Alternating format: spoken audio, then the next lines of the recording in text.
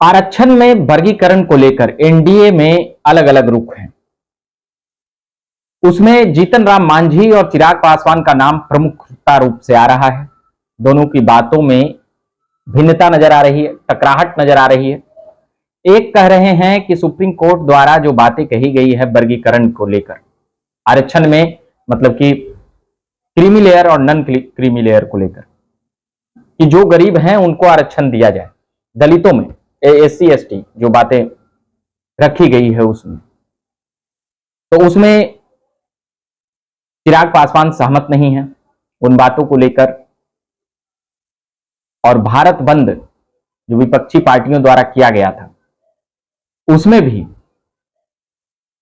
वह समर्थन दिए थे कि हम भारत बंद का समर्थन करते हैं। मगर जीतन राम मांझी की बातें इन सभी चीजों से अलग है।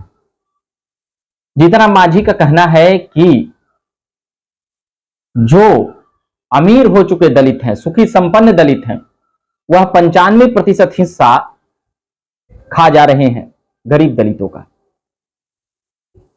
तो वह सुप्रीम कोर्ट की बातों को वह समर्थन करते हुए नजर आए क्रीमी लेयर और वर्गीकरण के मुद्दों पर। तो उनकी बातें कहनी थी, अगर नहीं मानी गई तो फिर हम गांधी मैदान में रैली करेंगे।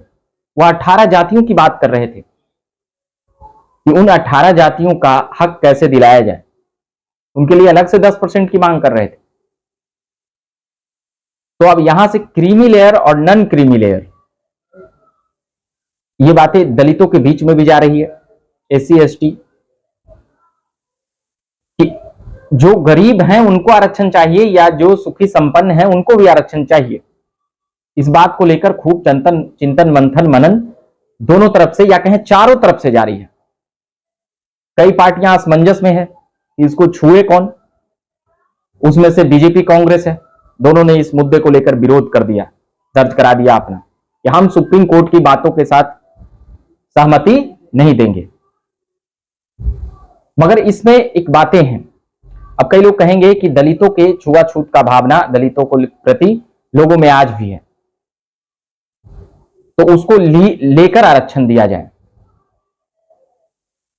मगर जीतन राम मांझी को भी यहां पर समर्थन मिलता हुआ नजर आ रहा है। शुरुआत में ऐसा लग रहा था कई जगहों पर जीतन राम मांझी का पुतला भी फूंका गया है। जीतन राम मांझी का साफ कहना था कि सुखी संपन्न दलित अपनी सीटें छोड़ें। यहां तक भी बातें आई है उनकी पार्टी और उनके द्वारा। मगर चिराग पासवान उनके ठीक विपरीत हैं। दोनों ही बिहार से हैं, दोनों ही मोदी सरकार में मंत्री हैं। तो एनडीए में इससे भिन्नता दिख रही है। चिराग पासवान का साफ कहना है कि जैसा पहले से आरक्षण चलता आ रहा है वैसा ही रहे। सुप्रीम कोर्ट की बातों को लेकर वह सहमति नहीं दी है। भाजपा भी सुप्रीम कोर्ट की बातों से पल्ला झाड़ ली है, कांग्रेस तो झाड़ ही ली थी। भाजपा पर जब यह इल्जाम लग रहा था कि बीजेपी आरक्षण को समाप्त करने वाली है, कर रही है, तो चिराग पासवान ढाल बनकर खड़े हुए और उन्होंने प्रधानमंत्री में विश्वास और आस्था ही नहीं जताई, एनडीए की एकजुटता की भी बातें कही है। बाकी रही सही बातें, कई चीजें जीतन राम मांझी की ओर जाती है, खूब सुर्खियां बन रही है। फिर वहीं और भी जो अलग अलग जगहों पर दलित सांसद और विधायक हैं उनके तरफ से भी आ रही है क्रीमी लेयर और नॉन क्रीमी लेयर को लेकर। उसमें खुलेआम यह कहते हुए कई एक सांसद नजर आ रहे थे कि जो अमीर हो चुके हैं, जिनके बेटे बेटियां इंजीनियर डॉक्टर बन चुके हैं, वह उनको आरक्षण की आवश्यकता नहीं है। मगर कई पार्टियों का समर्थन पॉलिटिकल दबाव के कारण भी हो जा रहा है, उसको लेकर भी है। और ये भी एक बातें हैं, आम धारणा से जब सोची जाएगी तो जहां तक आरक्षण की जरूरत है वहां तक आरक्षण को जाना चाहिए।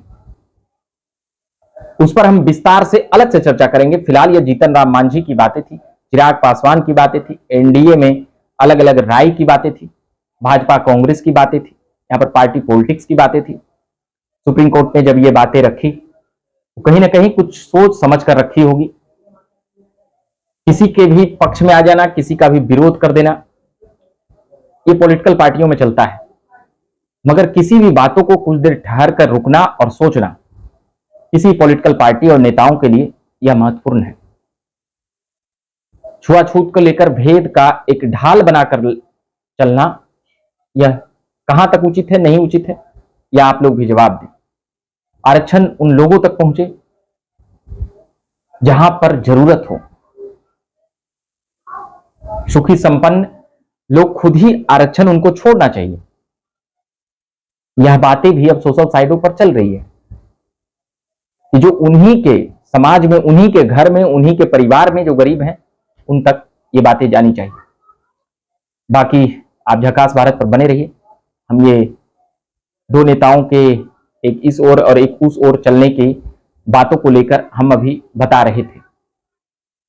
झकास भारत देखते रहिए। मेरा नाम रविकांत हुआ। धन्यवाद।